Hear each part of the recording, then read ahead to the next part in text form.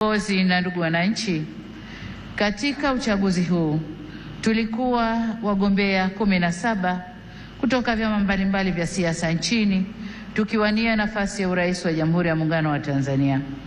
Napenda kuwashukuru sana wenzangu 16 ambao kwa hakika wameonyesha ukomavu wa kidemokrasia kwa kuendesha kampeni ambazo tulishindana kwa hoja na sote tulionyesha kuwa siasa sio vita. Tumemaliza vyema uchaguzi na kumpongeza aliyeshinda. Aidha, nitumie fursa hii pia kumpongeza sana Rais wa Zanzibar na Mwenyekiti wa Baraza la Mapinduzi, Mheshimiwa Dr. Hussein Mwinyi na vyama vya siasa vilivyoshiriki uchaguzi Zanzibar kwa kumaliza uchaguzi kwa salama na amani.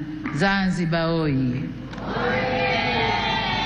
Pongezi zangu pia ziwaendee wote walioshinda kwenye nafasi za ubunge, ujumbe wa Baraza la Wawakilishi na udiwani kote nchini.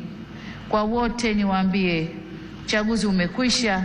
Sasa baada ya kuwapa, tukafanye kazi ya kulijenga taifa letu na kujenga utu wa Mtanzania.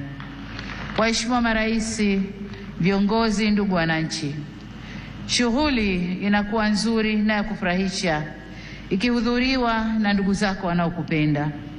Tanzania leo imejawa na furaha kubwa kuona baadhi ya waheshimiwa marais wenzangu na viongozi mbalimbali wa nchi jirani na nchi marafiki wamejumuika nasi katika tukio hili.